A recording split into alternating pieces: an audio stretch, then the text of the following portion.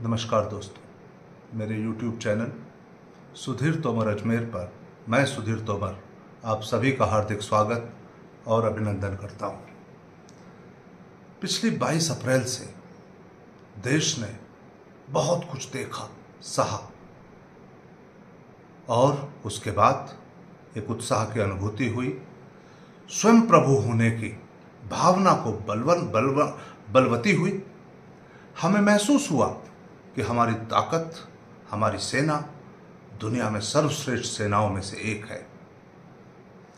पड़ोसी मुल्क जिसने लगातार बरसों से हम पर कुत्सित आक्रमण किए हैं, आतंकवादी के भेष में हमारी जनता को छला है।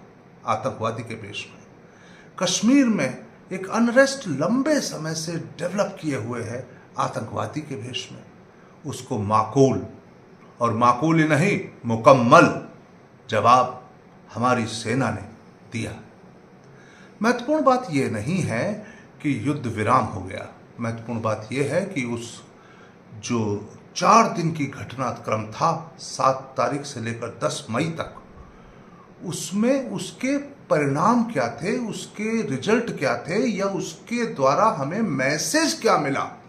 मैसेज ये मिला कि दुनिया के किसी भी मुल्क के हमारे साथ न होते हुए भी, टर्की और चाइना जैसे मुल्कों की छाया पाकिस्तान के कंधे पर होते हुए भी, हमने पाकिस्तान को बुरी तरह से शिकस्त दी। हर क्षेत्र में उनका एक भी वार हमारे सेनाओं ने हमारे देश पर होने नहीं दिया और हमारा एक भी वार खाली नहीं गया। लेकिन ये एक अध्याय था जो पूरा हुआ। महत्वपूर्ण बात अब यह है कि इसके बाद क्या। देश ने 22 अप्रैल के बाद पहलगाम में हुई घटना के बाद एकजुटता की जो मिसाल दी थी, उसकी आवश्यकता 10 मई के बाद भी है।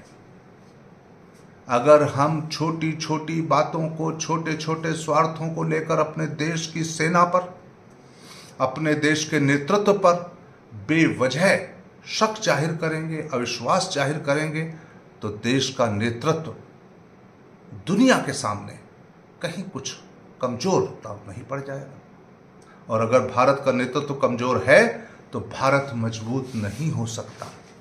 हम सबको इस मुकम्मल शौर्य के बाद सेना के और सरकार के, क्योंकि सरकार की सहमति के बगैर सेना आगे नहीं बढ़ती, तो सेना ने सरकार से फ्री हैंड लेने के बाद जो हासिल किया है, मुल्क के माथे पर जो शौर्य तिलक किया है, उसके बाद सारे मुल्क को अपनी देश, अपनी सरकार के साथ खड़ा होना ही होगा। जो नहीं है, जो क्षुद्र स्वार्थों के आधार पर अथवा छोटे मोटे शक के आधार पर प्रश्न उठा रहे हैं, उन्हें सोचना चाहिए कि उनके प्रश्नों का लाभ कहीं पड़ोसी मुल्क के लोग, कहीं हमारे विरोधी शक्तियां तो नहीं उठा रही।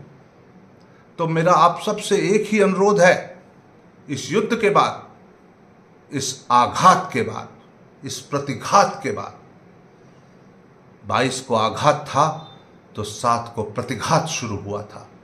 तो आघात प्रतिघात के इस दौर के बाद हम सबको एक साथ अपने मुल्क, अपनी सरकार के साथ खड़ा होना है और इसी में भारत की जय है।